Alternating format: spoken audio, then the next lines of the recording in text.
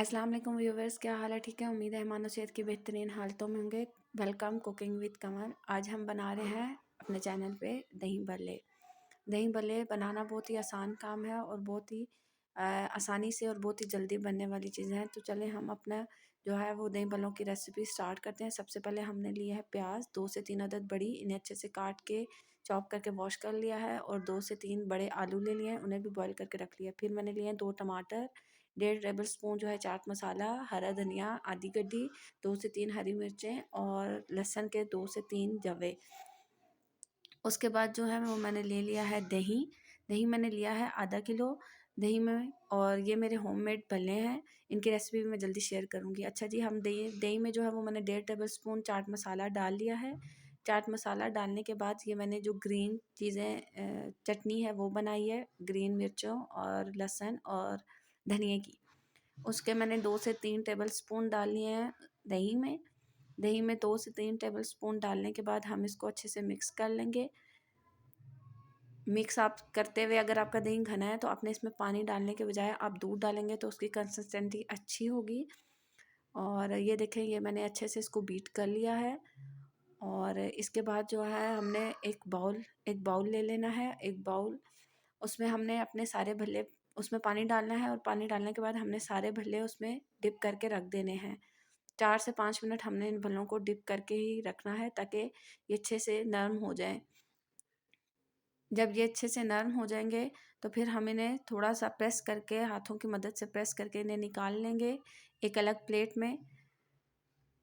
सारे भल्लों को हम इसी तरह निकालेंगे और उसके बाद ये देखें, मैं एक बाउल में इसको सेट कर रही हूँ। 4 से 5 भल्ले मैंने पहले नीचे एक लेयर लगा ली है। फिर उसके बाद मैंने ऊपर इनके प्याज और आलू, जो मिक्सर बना के रखा हुआ था, प्याज और आलू डाले हैं। उसके बाद मैं इसमें डालूँगी हरा धनिया, थोड़ा सा बचा के रखा हुआ था, हरी मिर्चें और टमाटर।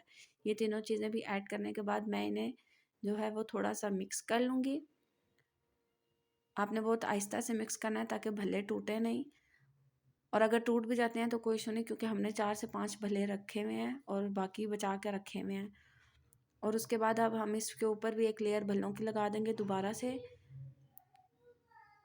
अगर आप मेरी टिप और ट्रिक्स से फॉलो करेंगे सारा कुछ तो इंशाल्लाह बहुत अच्छे बनेंगे। उसके बाद हमने जो दही का मिक्सचर बैटर तैयार करके रखा हुआ था वो सारा इनके ऊपर डाल देंगे। सारा दही इसके ऊपर डालने के बाद हम इसको जो है वो करेंगे, अच्छे से मिक्स करेंगे। आपने बहुत हल्के हाथों से मिक्स करना है, वो ज़ोर ज़ोर से चम्मच नहीं चलाना, बस इतना मिक्स करना है कि सारी चीज़ें यकजान हो जाएं। मिक्स करने के बाद मैं इसको एक बाउल में शिफ्ट करूँगी। ये देखिए, मैंने इसको एक बाउल में शिफ्ट कर लिया है। अब इसके ऊपर थोड़ी सी गार्निशिंग के लिए उसी दही में से मैंने 2 से 3 खाने के चम्मच दही निकाल लिया था। इसको अच्छे से बीट कर लिया। बीट कर लें। बीट करने के बाद इसको दही बल्लों के ऊपर चम्मच की मदद से आपने सारी तरफ फैला देना है। इससे थोड़ी लुक अच्छी आएगी और अट्रैक्शन थोड़ी अच्छी होती है। आप इसको दही बल्लों के ऊपर ऐसे डालेंगे और उसके बाद आप जो है वो ग्रीन चटनी, जो पेस्ट बचा के थोड़ा रखा हुआ था, वो डाल दें। दोबारा से उसके ऊपर दही की एक लेयर और लगा दें। दोबारा से इसके ऊपर एक दही की लेयर और लगा दें।